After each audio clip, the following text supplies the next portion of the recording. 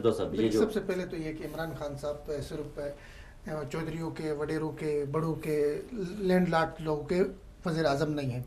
इमरान खान साहब देहात में उस बकरी वाले का भी वज़ीर आज़म है, उस गाय वाले का भी वज़ीर आज़म है, उस चाय वाले डब्बे वाले का भी वज़ीर आज़म है, वो सबका वज़ीर आज़म है।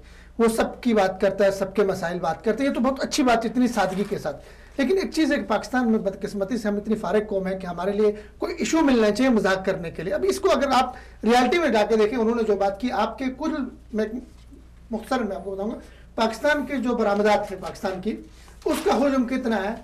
23 अरब डॉलर है। पाकिस्तान की बरामदात का हुजम 23 अरब डॉलर है। अगर आप पोल्ट्री का काम करते हैं, मुर्गी अंडे का, उसका पोटेंशियल आपके पास 20 अरब डॉलर है। ठीक है, ठीक।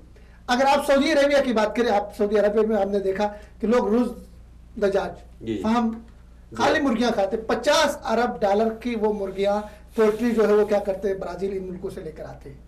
आपने कभी सोचा, कभी फिक्र की कि हम अगर सऊदी अरब के अगर 1% भी ये उनकी वो करते हैं, शामिल ऑप्शन ये है ना, हमारे पास तो एक बहुत बड़ा ऑप्शन ये है कि हम उन्हें ये कह सकते हैं कि अल्हम्दुलिल्लाह के इस्लामिक मुल्क से मंगाओगे, हलाल मीट खाओगे, हलाल खाओगे। ब्राजील से आने वाली मुर्गी के बारे में डाउट है किस तरह ज़बा हुई। 50 अरब डॉलर का मैं कह रहा हूँ, मेरी जो 50 अरब डॉलर की सऊदी अरब सिर्फ मुर्गियां खा रहा है साल में।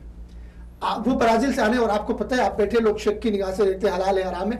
भाई पाकिस्तान से आएगा, इस्लामी मुल्क से आएगा, और आपके पास 20 अरब डॉलर का पोटेंशियल है, वहां पे काम करे, आसानी के साथ अवेलेबल है। और ये 2000 अरब रुपए की मार्केट है हलाल गोश्त की पूरी दुनिया में।